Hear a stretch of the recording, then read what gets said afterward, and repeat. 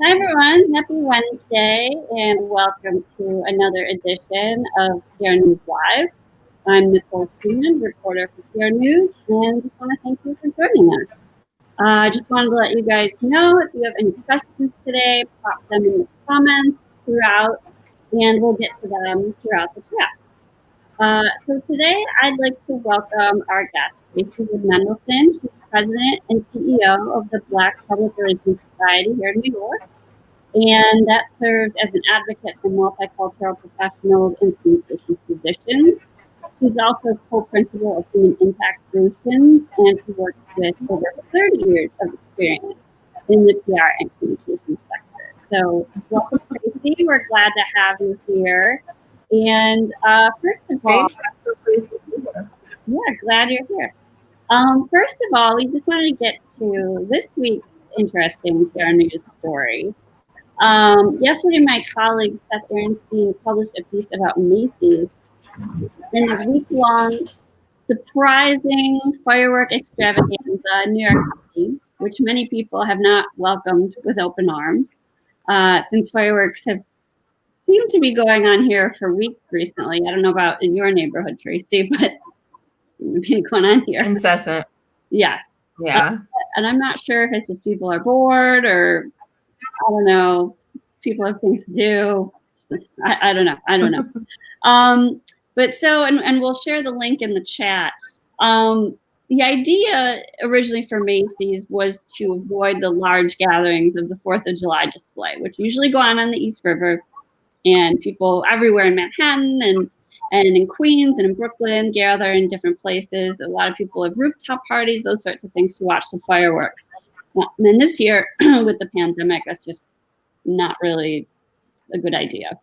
So basically what Macy's decided to do, there's still, those 4th of July displays still scheduled. But the nightly shows are a surprise to residents in each borough. They're causing annoyance, they're causing concern. Some people have small children trying to sleep. Some people have PTSD. I know some of the veterans organizations are really upset about it. Some people are just surprised by loud noises overall. And, you know, there's a lot of stress in everybody's life right now. They're just trying to have some calm, some peace. Maybe they're just watching a weekly TV show. And Macy's really did not read the room about this. So basically, they started on Monday, and then June 29th, and they started in Queens. And luckily, though, those of us that are big on social media knew where the fireworks were going to be going off. So, and we knew what time they were going to be going off. So we were aware. A lot of people weren't. And each day then this week until July 4th, they're going to be in a different borough doing these surprise fireworks. So, and Macy's has had layoffs recently, a lot of layoffs, a lot of different things going on over there. So I'm going to throw it to Tracey. And, you know, Macy's really didn't read the room on this one. They're getting slammed on social media. I mean, what's your intuition about all of this?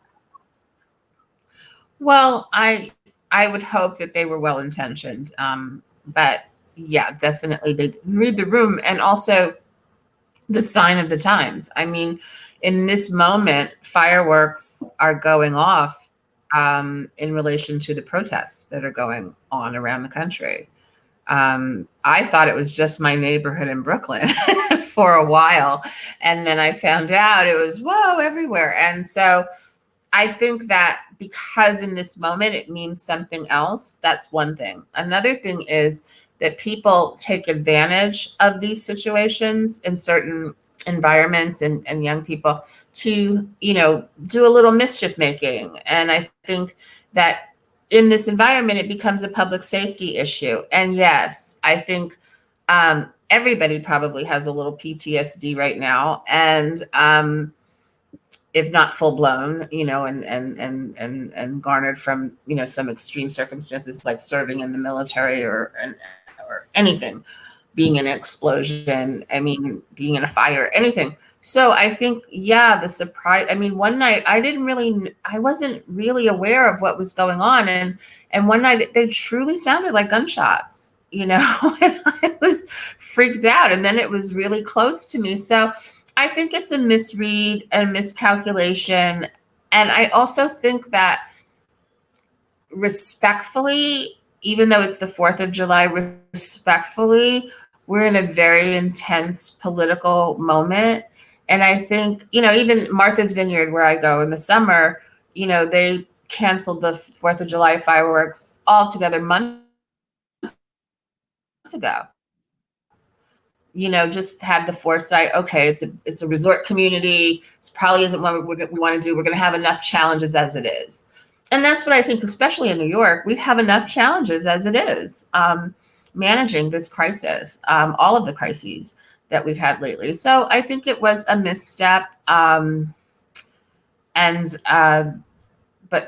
I don't know who was in the room to make that decision. Did they have city people in the room?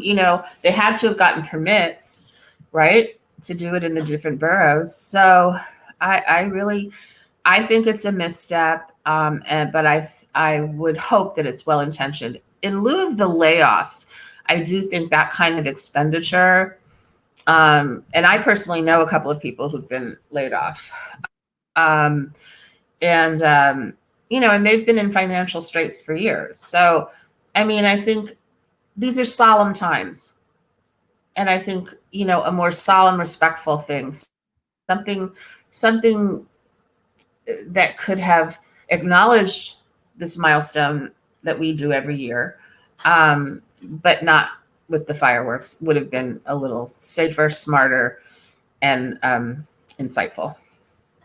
Exactly. And that's just my take on it.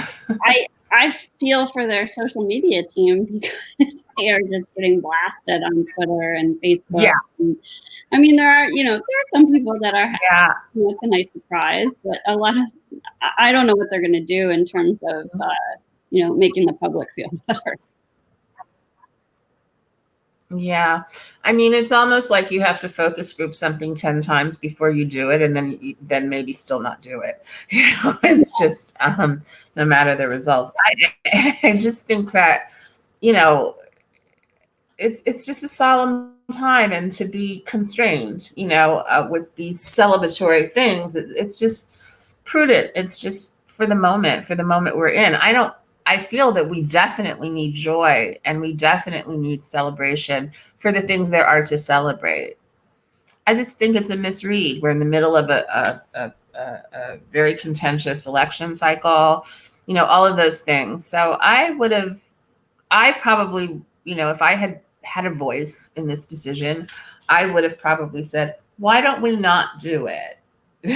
And come up with some other things, maybe some surprise pop-ups in some park, or not even, can't even go in the parks.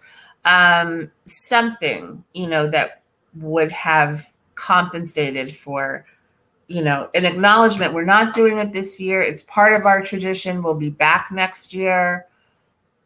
Whatever. There's a million things they could have done. The hammering on social media, well, that's par for the course. There's going to be, a myriad of opinions about any one decision a corporation makes, and how did they? I'm not aware of it. I don't know what the brouhaha has been on social media, but now I'm really curious to find out. But I can imagine that it ranges from patriotic, we must go forward, with the fireworks, it's a tradition, to, oh my God, are you kidding? And safety concerns. And then, even though they're surprise fireworks, they might attract crowds, which is the reason in the first place they were not having them, right? To be consistent with social distancing requirements and protocols. So yeah, I think it was a misstep. And, I don't know how they come back from a lot of this. Except that if their doors stay open and they rehire people are going to shop at Macy's. They've been around since I was a kid, and I'm not a kid anymore. So I don't know. Yeah, it's good. Actually, it's actually good that the store isn't open, because, they would see a precipitous drop in sales. Maybe, I don't know. Yeah, it seems like it might have been a bit of a rash decision, at least in New York, in this area of the country, but we'll see what happens. But hasn't that been an issue with companies wanting to do something, wanting to stay relevant, wanting to have a voice, make a statement, do something? There have been some missteps on a lot of companies' parts. So Macy's isn't alone. They just chose something symbolic, and it happens to be a symbol that's, kind of being distorted right now anyway. I've been hearing the fireworks since for 6 weeks at least. Same. Every night. Same. Yeah. So yeah. They just wanted to be a part of it. Yeah. Did they get the snafu of the week? Yeah, could be. Thanks for that and your insight. Now I want to shift the focus to your topic for today. It's something Tracey holds of great importance and something that means more than ever today. PR campaigns promoting equality and diversity throughout the years. This is definitely not a new topic. And Tracey has some interesting stories about big names in history doing important work. So I'll leave it to you, Tracey. Well, I think we can start with saying, that with African Americans in the diversity work that I do, and I work with HIPRA, the Hispanic Public Relations Association. Also, I work with PRSA, New York. We're all concerned with diversity and diversifying public relations firms. Now, let me say off the top, and we definitely have better education about this now, and it's clear that the disparities that exist are not isolated in the PR and advertising and communications industries. It's across the board. My issue with it always is that as PR people, I think we're uniquely equipped to deal with a problem. We have a PR problem, and we have a problem with, shaping public opinion. We know how to do these things, right?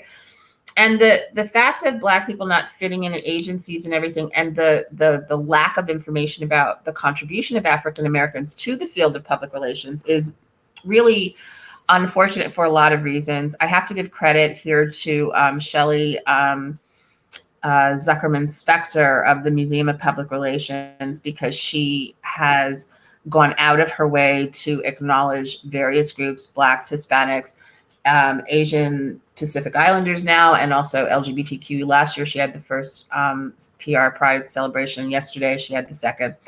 And she's called up, companies to encourage them to put the stories of these, pioneer and PR greats, like Ophir Dukes and others in the textbooks. Inez Dickens, who may be the first woman who opened her own PR firm. But before all of that, actually, African Americans engineered one of the most spectacular PR campaigns ever.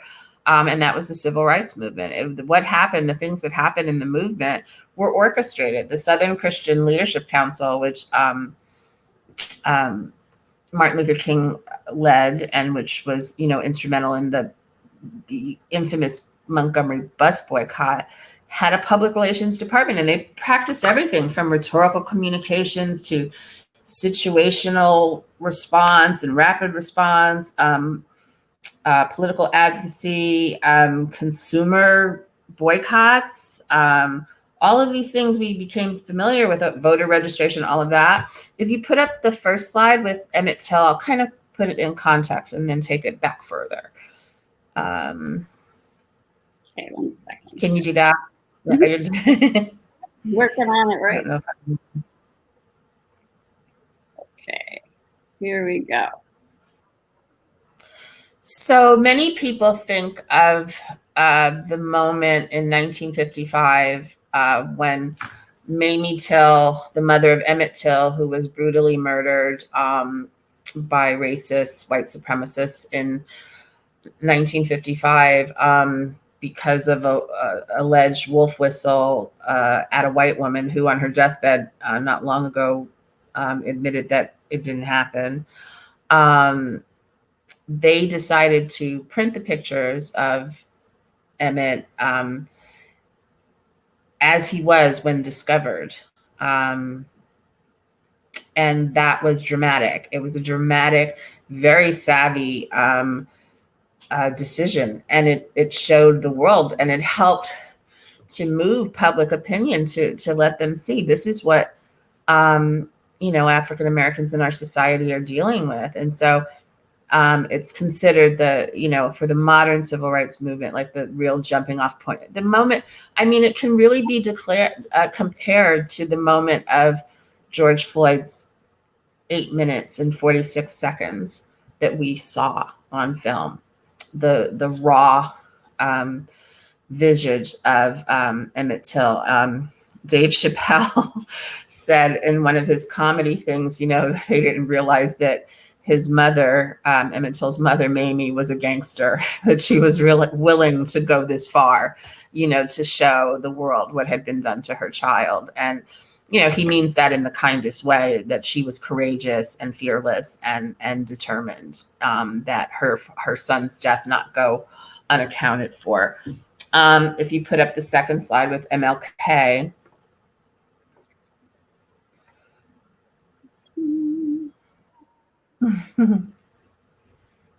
Technology here.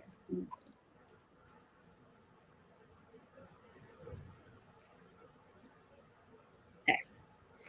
So the quote there is that he says, public relations is a very necessary part of any protest of civil disobedience. The public at large must be aware of the inequities involved in such a system of segregation. In the absence of justice in the established courts of the region, nonviolent protesters are asking for a hearing in the court of world opinion.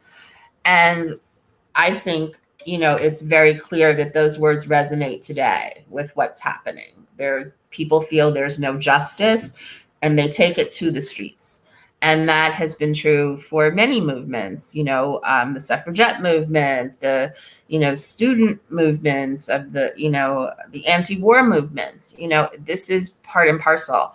But there's always something of an orchestration. But this was a very coordinated, these were very savvy people engaged in civil rights. These were very brave people when you think about it. We won the fight of the bus boycott because of the bad optics of these women walking to work, mostly maids, nearly bankrupted the bus company. The city, suffered because of that. And so they won, the day. The thing is that those wins don't change minds and hearts, but this is about civil disobedience, which is how we treat each other in society, in the official environs of society. So if you take a look at the third slide,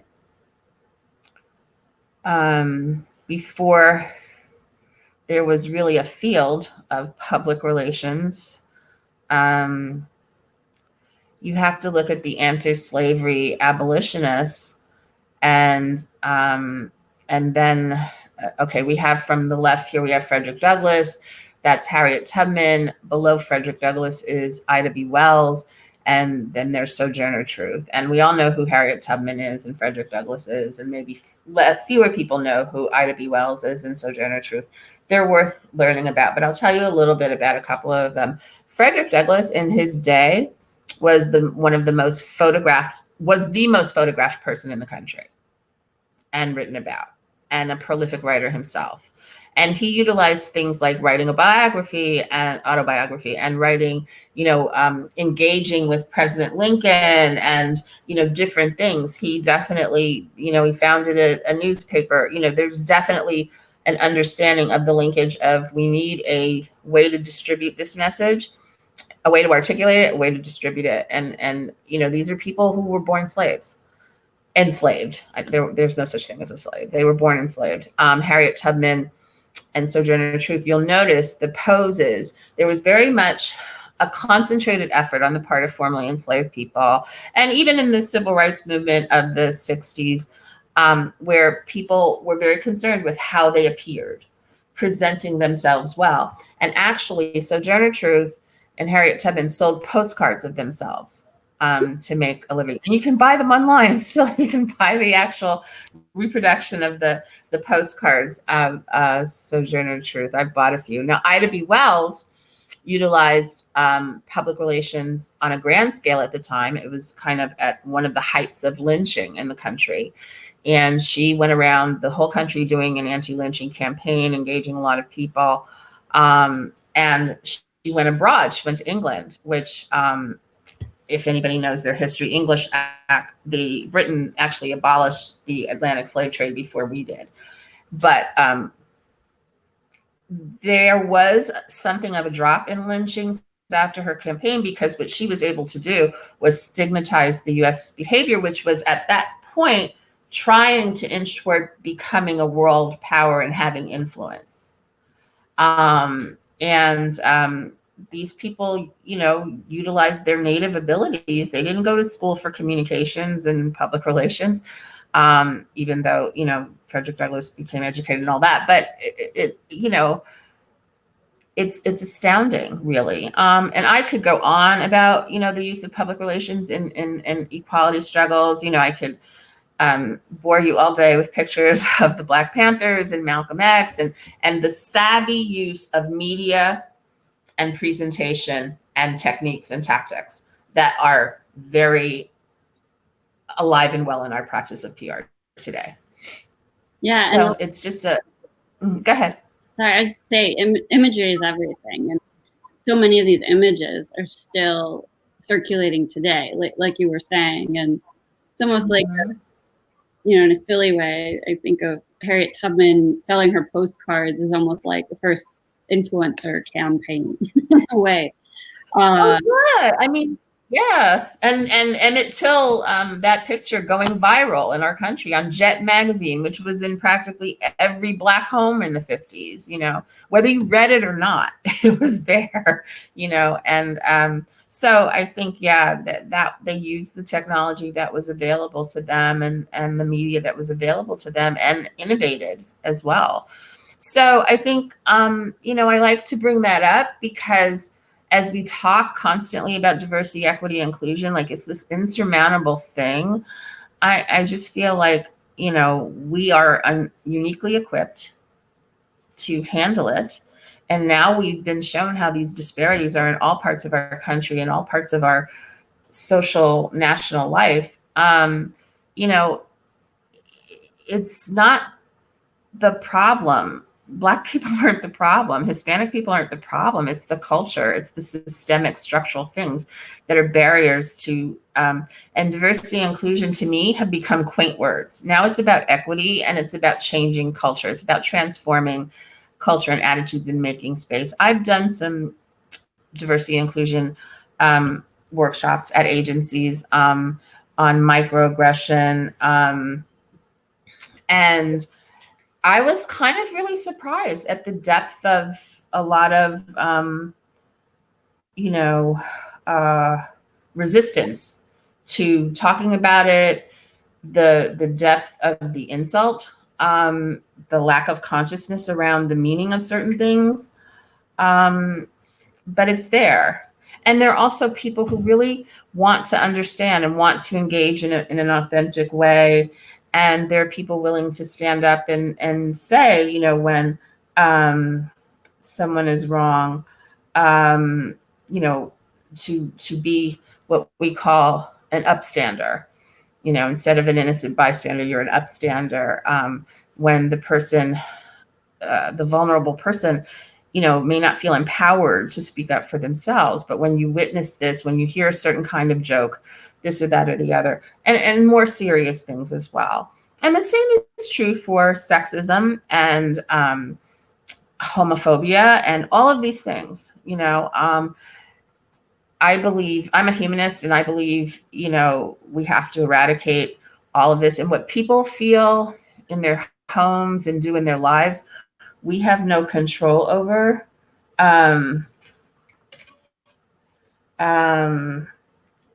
But how they behave in the workplace is somewhere we can start. If people understand, if we stigmatize certain behavior, and also if we educate people that the roots of this, the fact of the matter is, if you have a lack of diversity in your workplace, then you have the presence of what? Discrimination, indifference, or racism, or ignorance. None of those things are really good for business. First of all, African Americans are, heavy duty consumers, and we're huge contributors to the culture. So you need to be conversant for your clients, so you need that fluency for one thing. And we're talented and educated and prepared and passionate. And it's just become too much to hear these big PR firms every year say, we're going to do better. Just address the problem where it really is located. Bringing more people of color into inhospitable environments is not going to solve the problem, because you see that in the retention numbers. And it's serious. But this is serious. I want to say again, is serious throughout American society. Every corner of commerce, of nonprofit, of government, there's an issue.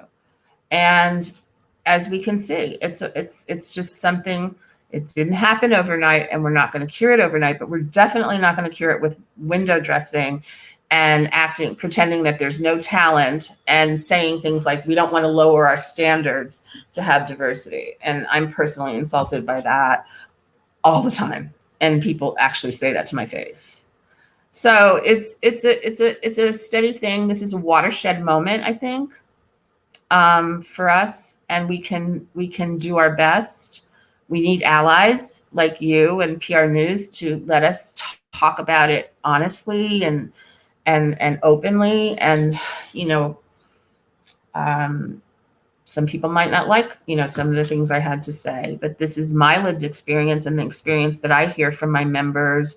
And I've also sat down. I have serious allies in the field and in business in general, working toward diversity and inclusion. My niece runs a organization for science and STEM education for children of color, 5 through 12. She's very passionate about diversifying, the sciences and math. She's a geek. She's only 2 years younger than me. And I always say to her, when we were playing Barbies, I was playing Barbies. What were you doing? Because she's a nuclear physicist and engineer. So yeah, very impressive. But the movie Hidden Figures showed you that Black women scientists have been around.